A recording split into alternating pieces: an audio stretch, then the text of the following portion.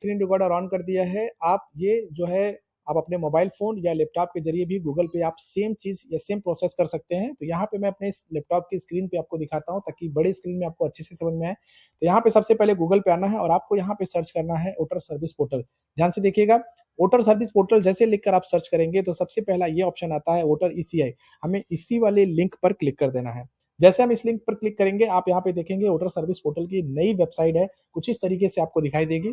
आप अगर नए हैं, फर्स्ट टाइम अगर आप यूजर हैं तो आपको साइन अप करना पड़ेगा। साइन अप करने के लिए कुछ नहीं, बेसिक सा डिटेल पूछा जाता है आपका, आपका मोबाइल नंबर और आपका ईमेल आईडी या ऑप्शनल है। कैप्चा कोड डालने के बाद कंटिन्यू पे क्लिक कर देना है। इसके बाद आपका नाम और इसके बाद आपका सरनेम, ये डालने के बाद कैप्चा कोड डालने के बाद आपके मोबाइल पे एक ओटीपी आएगा, उसे सबमिट कर देना है। क्योंकि वीडियो ज्यादा बड़ा ना बने इसलिए मैंने डायरेक्टली सिंपल प्रोसेस की तरह आपको बता दिया।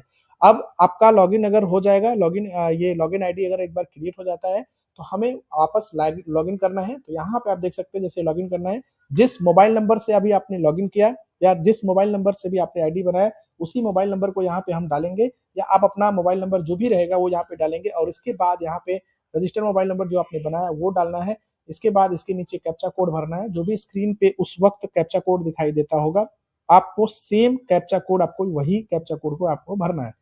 तो यहाँ पे देख सकते हैं कैप्चा कोड भरने के बाद सेंड रिक्वेस्ट ओटीपी पे हमें इसी पे क्लिक कर देना है। अब यहाँ पे आप देखेंगे कि रजिस्टर्ड मोबाइल नंबर जो हमने डाला था उस मोबाइल नंबर पे एक ओटीपी आएगा। तो ध्यान से देखिएगा, उस ओटीपी को यहाँ पे हमें फिल करना है, जैसे कि स्क्रीन के सामने मैं यहाँ पे प्रोसेस कर रहा हूँ। यहाँ पे आप देख सकते हैं। तो यहाँ पे जैसे ही ओटीपी डालेंगे और वेरीफाई एंड लॉगिन वाले ये वाले ऑप्शन पे क्लिक कर देना है। यहाँ पे ध्यान से देखिएगा, अब यहाँ पे हम जो है लॉगिन कर चुके हैं। तो आप यहाँ पे देख सकते हैं लॉगिन, लॉगआउट, प्रोफाइल, ये सारी डिटेल्स आपको दिखाई देगी। अब यहाँ पे हमारा चूंकि वोटर आईडी कार्ड ऑलरेडी पहले से बना हुआ है तो हम यहाँ पे फॉर्म वाले सेक्शन में आएंगे। आप यहाँ पे देख सकते हैं कि फॉर्म का सेक्शन है, तो हमें फॉर्म वाले सेक्शन में आना है। स्क्रॉल करके नीचे की तरफ हम आएंगे और यहाँ पे जो है अपना जो चेंजेस करने के लिए किसी भी प्रकार का कोई भी अगर हमें वोटर आईडी कार्ड में चेंजेस करना है तो हमें फॉर्म नंबर 8 को यूज करना है। तो यहाँ पे आप देख सकते हैं करेक्शन ऑफ इंटायर जो है यहाँ पे fill form number 8 to EPIC with update replacement और मेकिंग पीडब्ल्यूडी। इसका मतलब है अगर आप अपने वोटर आईडी कार्ड में किसी भी प्रकार का कोई चेंजेस करना चाहते हैं तो आपको यहाँ पे फॉर्म नंबर 8 को सेलेक्ट करना पड़ेगा।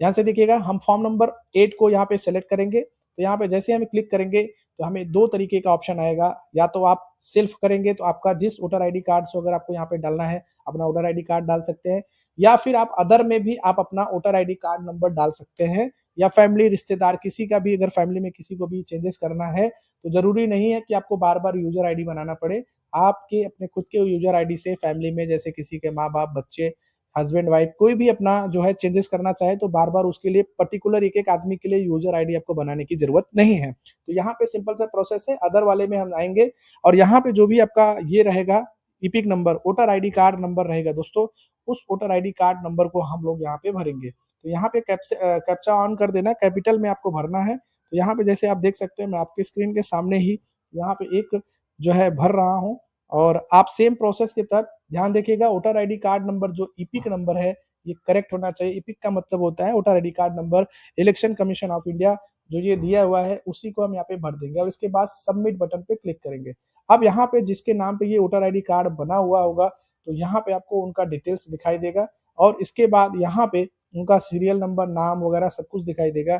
अब यहाँ पे एप्लीकेशन फॉर, ध्यान से देखिएगा, एप्लीकेशन फॉर आपको कौन सा एप्लीकेशन में क्या चेंजेस करना है। जैसे एक जगह से दूसरे जगह चेंज करना है तो आपको ये चेंज करना है। करेक्शन ऑफ इंटायर वाले में अगर हम अपने वोटर आईडी कार्ड में किसी भी प्रकार का कोई चेंजेस करते हैं दोस्तों तो हमें सेकेंड वाला लेना है। या अगर हमें कोई चेंजेस नहीं करना है, सिर्फ और सिर्फ हमें smart card voter ID card apply करना है विदाउट एनी चेंजेस, तो हमें ये तीसरा वाला ऑप्शन लेना है। ध्यान से देखिएगा, अगर हमें स्मार्ट कार्ड की जरूरत है बिना किसी करेक्शन, बिना किसी चेंजेस का, तो हमें तीसरा नंबर ऑप्शन यूज करना है। तो हमें क्या करना है, हमारे वोटर आईडी कार्ड में चेंजेस है तो हम वोटर आईडी कार्ड में जो चेंजेस है तो सेकंड नंबर ऑप्शन को हम सेलेक्ट करेंगे। यहाँ पे आप ध्यान सकते हैं सेकंड वाले ऑप्शन पे जैसे क्लिक करेंगे और ओके बटन पे क्लिक कर देंगे। ये वाले ध्यान से देखिएगा, जैसे ही ओके बटन पे क्लिक तो दूसरा वाला ऑप्शन जैसे सेलेक्ट करेंगे और ओके बटन पे क्लिक करेंगे तो यहाँ पे आप देख सकते हैं जो फॉर्म नंबर 8 है हमारा चेंजेस वाला, वो यहाँ पे हमें दिखाई देगा। और इसके बाद स्क्रॉल करके नीचे की तरफ आएंगे, आपका यहाँ पे डिटेल दिखाई देगा, उसे आपको वेरीफाई करना है।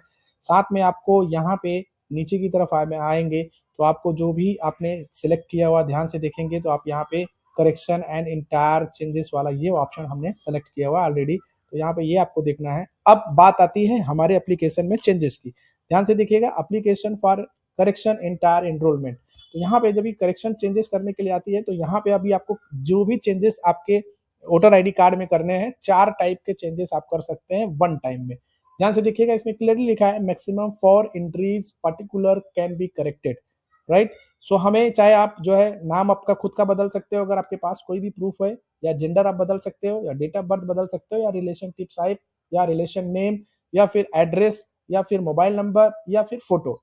तो यहाँ पे अभी हमें क्या करना है, हमें रिलेशन जो है नेम बदलना है। हमारे केस में जैसे शादी के पास बहुत सारी बहनें अपने जब शादी के पहले उनके फादर का नाम उनके वोटर आईडी कार्ड में होता है, जब शादी हो जाता है तो उनको हस्बैंड का नाम ऐड करना होता है, क्योंकि फ्यूचर में उनको सारे डॉक्यूमेंट्स हस्बैंड से रिलेटेड होने चाहिए ताकि उनके फ्यूचर में कोई दिक्कत ना हो कोई डॉक्यूमेंट से रिलेटेड। तो यहाँ पे हमें हस्बैंड नेम जो है वो रिलेटिव नेम यहाँ पे जो हमें चेंजेस करने हैं, तो यहाँ पे आप देख सकते हैं तुम्हें रिलेटिव नेम वाले में उनके हस्बैंड का नाम यहाँ पे हम ऐड करेंगे, हस्बैंड का नाम, हस्बैंड का सर नेम यहाँ पे डालेंगे, और उसके बाद उससे रिलेटेड डॉक्यूमेंट्स जो भी आपका होगा वो आपको यहाँ पे डॉक्यूमेंट्स वगैरह देना, जैसे मैरिज सर्टिफिकेट, या कोई अगर डॉक्यूमेंट्स नहीं है जिसमें आपका हस्बैंड का नाम लिखा हो कि आपसे आपका हस्बैंड यही है, और कोई भी प्रूफ नहीं है आपके पास, एनी अदर डॉक्यूमेंट्स में डालने के बाद यहाँ पे आप क्या डॉक्यूमेंट दे रहे हैं वो डॉक्यूमेंट का नाम, जैसे आपके हस्बैंड का वोटर आईडी कार्ड, या फिर ऐसा कोई डॉक्यूमेंट जिसमें आपका और आपके हस्बैंड का नाम क्लियरली मेंशन हो, वो डॉक्यूमेंट्स का नाम यहाँ पे लिखकर और यहाँ पे आपको उस डॉक्यूमेंट को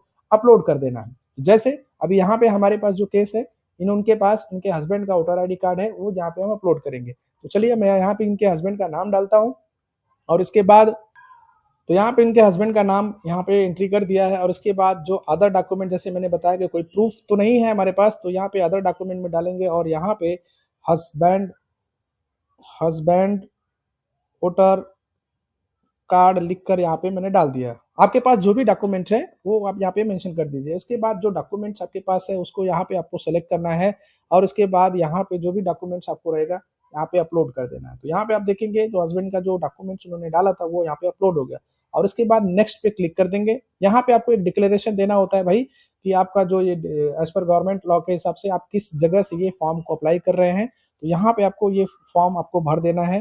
तो जहां जिस कहीं से भी आप अपना फॉर्म भर रहे हैं उसको यहाँ पे आपको लिखना पड़ेगा, ठीक है। तो आपने जो भी आप जहां से भी ये फॉर्म भर रहे हैं वो आपको यहाँ पे भर देना है। इसके बाद दोस्तों नेक्स्ट पे क्लिक कर देना है। अब यहाँ पे आपका सबमिशन वाला पार्ट आ गया, ध्यान से देखिएगा। सबमिशन वाले पार्ट में क्या करना है आपको, आपको यहाँ पे कैप्चा कोड भरना है। इसके नीचे आपको यहाँ पे ध्यान से देखिएगा दोस्तों, जैसे ही आप कैप्चा कोड भरेंगे उसके नीचे ही आप देखेंगे प्रीव्यू करने का ऑप्शन आता है। तो यहाँ पे सबसे पहले ध्यान से हम कैप्चा कोड भरेंगे, इसके बाद यहाँ पे हम प्रीव्यू वाले बटन पे क्लिक कर देंगे।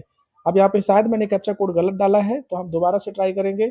इसके बाद यहाँ पे आप देख सकते हैं कैप्चा कोड थोड़ा सा यहाँ पे क्रिटिकल है, लेकिन फिर भी हम ध्यान से भरने की कोशिश करेंगे, शायद इस बार हम कामयाब हो। यस, तो यहाँ पे आप देख सकते हैं कैप्चा कोड भरने के बाद कुछ इस तरीके से हमारा फॉर्म 8 नंबर आ गया है, और हम अपने फॉर्म में क्या चेंजेस किए हैं वो यहाँ पे आप देखेंगे। तो वो चेंजेस हमें अपने आप को जो पूरा क्लियर कर लेना है कि हमने जो चेंजेस डाला है वो क्या है, किस तरीके का चेंजेस है। तो यहाँ पे आप देख सकते हैं हमने जो चेंजेस डाला था यहाँ पे हस्बैंड नेम का, तो यहाँ पे वो हमने चेंज कर दिया है। रिलेशनशिप आपको मेंटेन करना है तो वो रिलेशन टाइप आपको यहाँ पे ऐड कर देना है तो ऑलरेडी। और इसके बाद यहाँ पे जैसे ही चेंजेस करेंगे तो इसके बाद आपका जो ये कुछ इस तरीके का फॉर्म दिखेगा। अब यहाँ पे आपको ई साइन करने का ऑप्शन आएगा, ध्यान से देखिएगा। ई साइन, पहले ये ई साइन ऑप्शन नहीं था, अब ये ई साइन का ऑप्शन यहाँ पे आ गया। तो अब यहाँ पे ई साइन वाले बटन पे क्लिक कर देंगे हम, और यहाँ पे आप देखेंगे जैसे हम ई साइन के बटन पे क्लिक करेंगे तो यहाँ पे कुछ इस तरीके का यहाँ पे ऑप्शन तो यहाँ पे आप देखेंगे आधार हमें यहाँ भरने के लिए ऑप्शन आएगा। आधार ओटीपी डालेंगे तो ये हमारा फॉर्म सबमिट हो जाएगा।